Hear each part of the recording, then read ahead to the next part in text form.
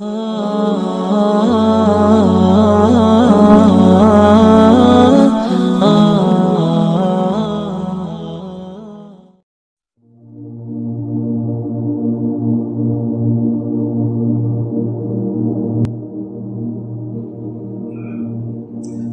میں خنجر لگا، نماز فجر کی نماز پڑھا تھا، اب ایک دم گرے، وہ چھپا ہوا تھا ابو لولو مجوسی، اس نے 7 وار کیے خنجر کے پیڑ، تو اب گرے، تو پہلی صف والوں کو تو پتہ تھا پیچھے نہیں، تو عبد الرحمن بن عوف لپک کے آگے مصلی پہ کھڑے ہو کے نماز شروع کرتے، اور چند آدمی اس کو پکڑنے کے لیے بھاگے، پھر اس نے آگے جا کے اپنے آپ کو خنجر مار کے اس نے خودکشی کر لی، اٹھا کر مکان پر لے گئے، دودھ پلایا گیا تو وہ آنکھوں سے باہر نکل گیا، کہنے لگے موت کا پیغام آ گیا ہے، تو اپنے بیٹے کو بلایا، کہا بیٹا جا کر اماں جان عائشہ سے کہو کہ عمر امیر المومنین نہ کہنا، اب میں امیر المومنین نہیں ہوں، کہنا کہ عمر بن خطاب اپنے دونوں ساتھیوں کے ساتھ قبر کی جگہ چاہتا،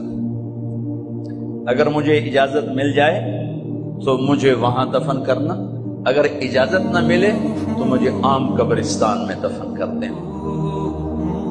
عبداللہ بن عمر تشریف لے گئے تو اماں عائشہ بیٹھی رو رہی تھی، کہ اماں جان میرا باپ عمر بن خطاب اجازت چاہتا ہے قبر کی اپنے دونوں ساتھیوں کے ساتھ، تو حضرت عائشہ رضی اللہ تعالیٰ عنہ رونے لگی، پہلے بھی رو رہی تھی، کہا عبداللہ یہ جگہ تو میں نے اپنے لیے رکھی ہوئی تھی کہ میں اپنے خامد اور باپ کے ساتھ میں بھی ایک کونے میں سو جاؤں گی، لیکن اگر عمر کی خواہش ہے تو اس جگہ کا عمر مجھ سے زیادہ حقدار۔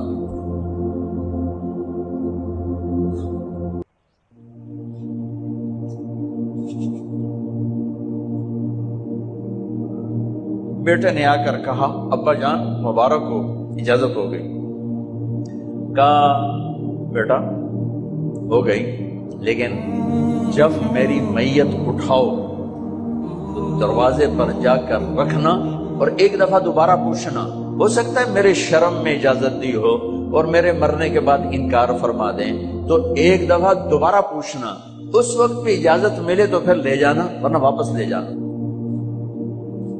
حضرت علی اور حضرت حسن تشریف لائے جس دن انتقال ہو رہا ہے، تو گھبراہٹ دیکھی تو حضرت علی نے فرمایا عمر موت سے ڈر گئے ہو؟ کہ نہیں موت سے نہیں ڈرا، موت کے بعد کیا ہوگا اس سے ڈر گیا۔ یہ کون کہہ رہا ہے؟ میرے بعد کوئی نبی ہوتا تو عمر ہوتا، یہ وہ کہہ رہا ہے۔ یہ کون کہہ رہا ہے؟ آپ نے کہا آج رات میں جنت میں گیا تھا، میں نے ایک بڑا خوبصورت محل دیکھا، سونے چاندی زمرد یاقوت موتیوں کا، میں نے کہا یہ کس کا ہے؟ تو مجھے کہا گیا یہ آپ کے غلام عمر بن خطاب کا ہے۔ کون کہہ رہے ہیں؟ موت کے بعد جو ہوگا اس سے ڈر رہا ہوں۔ کہ آپ مسجد میں انٹر ہوئے، مسجد میں ایسے لوگ تھے، ادھر ابو بکر تھے اور ادھر عمر تھے، ہاتھ دیو، آپ نے یوں ہاتھ پکڑ لیا، دونوں کے ایسے ہاتھ پکڑ لیے، ادھر ابو بکر ادھر عمر، کہ مجھے دیکھ رہے ہو؟ کہ جی، کہ قیامت کے دن میں ایسے اٹھوں گا کہ میرے ادھر ابو بکر ہوگا اور ادھر میرے عمر ہوگا۔ یہ عمر کہہ رہے ہیں اور سے نہیں ڈرا ہوں، موت کے بعد کیا ہوگا اس پہ ڈر رہا ہوں۔ تو حضرت علی نے فرمایا کیوں ڈرتے ہو؟ میں گواہی دیتا ہوں، میں نے کئی دفعہ اللہ کے محبوب سے سنا کہ جنت کے بڑی عمر کے، ایک تو نا جنت کے نوجوانوں کے سردار، وہ تو حسن حسین ہیں، میں نے کتنی دفعہ سنا اللہ کے نبی سے کہ جنت میں بڑی عمر کے لوگوں کے سردار ہیں ابو بکر اور عمر۔ تو آپ نے کہا قیامت کے دن گواہی دو گے؟ آپ نے کہا، حضرت علی نے کہا میں بھی گواہی دوں گا، میرا بیٹا حسن بھی گواہی دے گا۔ وہ حضرات تشریف لے گئے تو موت کی آہٹ کو محسوس کیا تو بیٹے کی گود میں سر تھا عبداللہ بن عمر. کہا بیٹا مجھے زمین پہ لٹا دو. انہوں نے یہاں سے ہٹا کر یہاں سر رکھ دیا. وہ حق سنا نہیں کیا کہہ رہا ہوں, زمین پہ ڈال دے. ان کا جی نہیں چاہ رہا تھا. کیا کہہ رہا ہوں, زمین پہ ڈال. انہیں آگے کر دے, وہ پیچھے اٹھ, اپنا چہرہ مٹی میں یوں رکھ اور مٹی میں منہ ملنے لگے ایسے, اور کہہ رہا ہے ویل لک یا عمر ان لم یغفر لک عمر ان لم یغفر لک ربک. اے عمر اگر تیرے رب نے آج تجھے معاف نہ کی تو تو ہلاک ہو. ویل لک ولأمک ویل لک ولأمک یا عمر ان لم یغفر لک ربک. عمر اگر آج تجھے اللہ نے معاف نہ کی تو ہلاک ہو.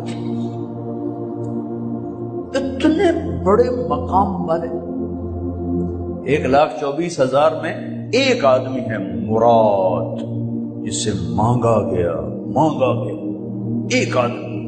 یا اللہ عمر دے دے میرے اسلام کی بلندی کے لیے. وہ کہہ رہے ہیں ویل لک یا ان لم یغفر لک رب.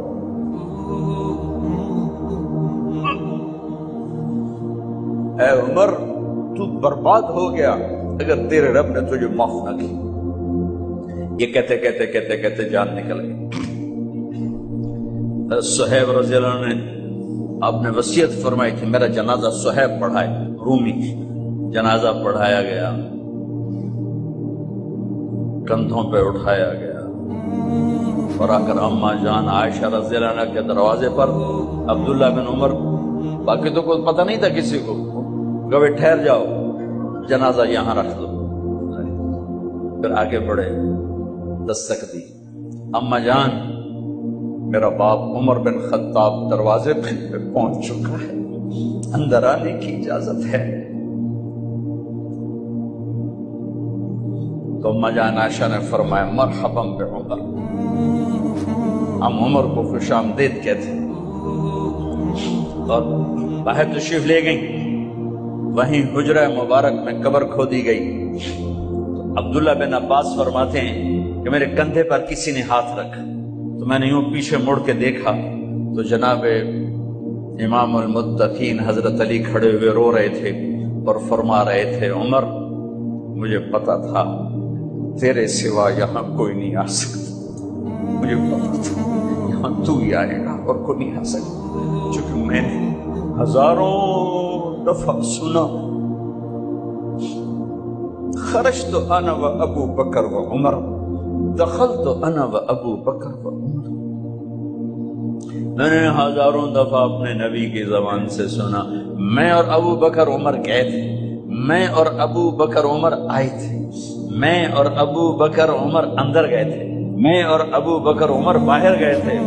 میں نے اپنے نبی کے نام کے ساتھ تجھے اور ابو بکر کو اتنا سنا ہے کہ کسی کو نہیں سنا, لہذا مجھے پتا تھا تو اسی جگہ پہ آئے گا, تیری یہی جگہ ہے. میرے بھائی بہنوں, یہ وہ لوگ ہیں جنہوں نے رضی اللہ عنہ کا ٹائٹل جیتا اور پھر روتے روتے مر گئے. مجھے کیا خبر کیا ہونے والی, اب کو کیا خبر کیا ہونے والی. بے شک میرا رب رحیم ہے, وہ اس کے رحم کے تو فعلی کام بنے گا. کیڑیاں تقریراں تے کیڑے علم, کیڑیاں نمازاں تے کیڑیاں تجدہ, کم تو اس کی رحمت پر بنے گا, پر یہ اعمال اس کی رحمت کو لینے کا راستہ ہیں. یہ بھی ٹھیک نہیں ہے کہ اللہ غفور الرحیم ہے آپ ہی معاف کرے گا. یہ یزید اور حسین کو برابر تو نہ کرے. آل رسول کی بوٹی بوٹی نوچ دی جائے اس کی رضا کو ڈھونڈنے کے لیے. وہ نہیں کہہ سکتے تھے اللہ بڑا غفور الرحیم. اس لیے بھائی بہنوں, معاملہ بے شک اللہ کی ذات سے ہے, بڑا کریم ہے, آنسو دیکھنا چاہتا ہے, ندامت دیکھنا چاہتا ہے. کون ہے جس سے گناہ نہیں ہوتا؟ کون میں اسے انسان ماننے کے لیے تیار نہیں. یا تو وہ کوئی فرشتہ ہے یا نبی ہے. نہ نبی آ سکتا ہے نہ ہم فرشتے ہیں، وہ انسان ہی نہیں جس سے خطا نہ ہو. لہذا میں اپنے رب کی قدرت پہ قربان جاؤں، رحمت پہ قربان جاؤں کہ اس نے توبہ کے لیے نہ عمر کی قید نہ عدد کی قید. ابھی تو 60 سال کا ہو گیا ہے، 70 سال کا ہو گیا، اب تیری کوئی توبہ نہیں. آخری سانس میں آ جا قبول ہے. ابھی تیری 100 دفعہ ٹوٹ چکی ہے توبہ، اب 101 دفعہ قبول نہیں، 1 کروڑ دفعہ توڑ کے آ جا قبول.